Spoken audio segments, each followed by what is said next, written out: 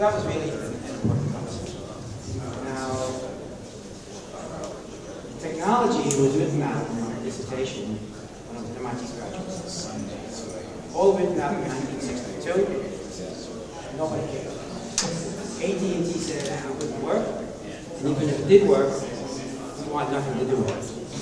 All they had was voice communications, and that was where the revenue was. There was no data. It was years later when advanced research project agencies decided they needed a network to connect their research.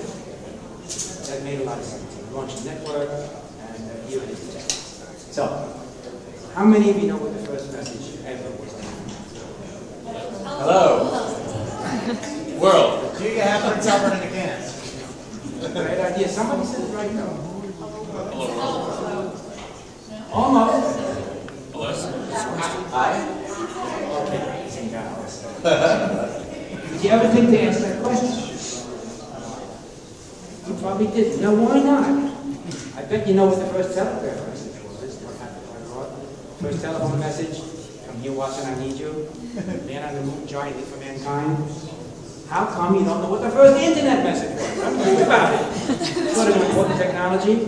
Well, there's an interesting sociological issue. But the main reason is those guys were smart. They understood public relations and media, and they prepared a hot message, and they had the press there when the events occurred. The whole world was watching and they watched the man in the moon. All we want to do is log in between the first two computers. So we go through the story, which is what happened in about 10 minutes, 43 years ago. All we want to do is log in from our computer to the second computer on the Stanford researchers. So in order to make sure we knew what we were doing, we had this fancy packet switching network that was starting to grow. We used a telephone connection just to be sure. And that was like a crime. That was the technology we're going to replace. We used it. So Charlie Klein, my programmer, Bill Duval, SRI, and myself down at UCLA. He typed the L and said, get the L? All you have to do is type LOG. The other machine knows what I'm talking about. Get the L? Yep. Type the O. Get the O? Got the O. Type the G. Get the G. Ranch. Network. Ranch. The first message ever on the internet was, hello. Lo and behold, we could have invented a better, more concise, more prophetic message. So that's what you're going to hear, hopefully in some sense virtual.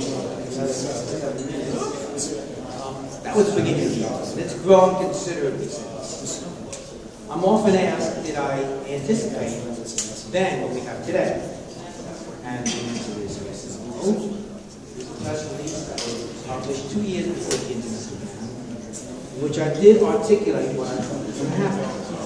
And I predicted that it would be available everywhere, in your homes and offices, that it would be invisible like electricity, that it would be always on, always available. But what I missed was that my 99-year-old mother would ever have been on the internet. She wasn't. She passed away. I missed the social side. First realized that was a big deal in 1972 when email came up.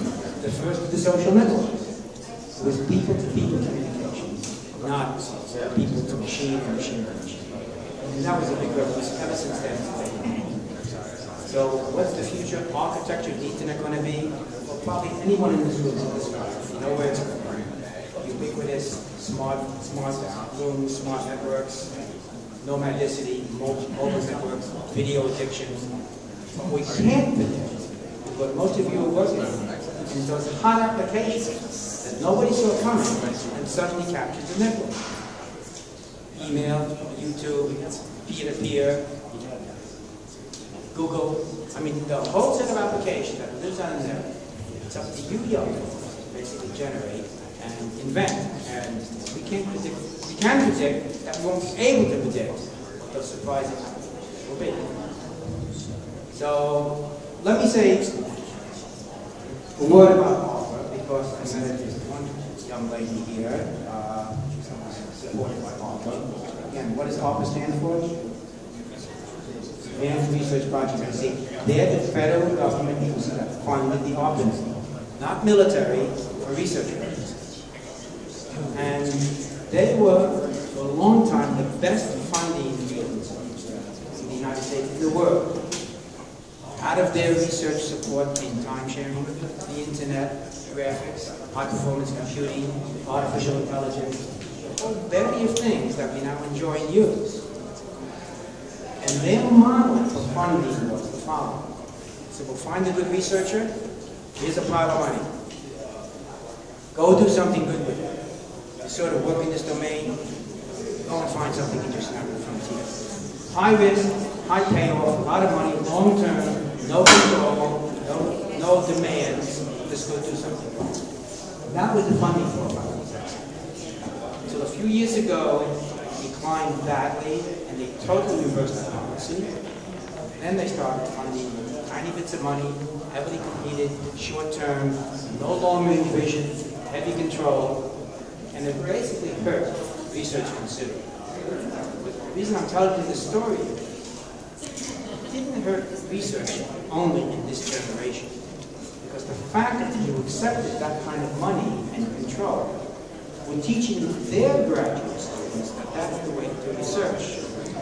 And those graduate students are the next generation of the faculty that will control for research.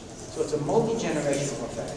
And I'm telling you that because you are the current generation of brilliant, bright ideas. And you have a responsibility to teach the people coming behind you how to do what it is you're doing so well. Give them the understanding as to what makes you excited, to generate ideas, to form these organizations, to fight uphill, to take a risk. Because if we lose that spirit, we're going to lose a lot more. So I urge you to basically pass on that which you learn the hard way. But you've enjoyed it, and it's thrilling, and it's challenging. Keep that spirit going. So now we have 4 minutes ago, so I'm going to return this to my host. All right, check this one.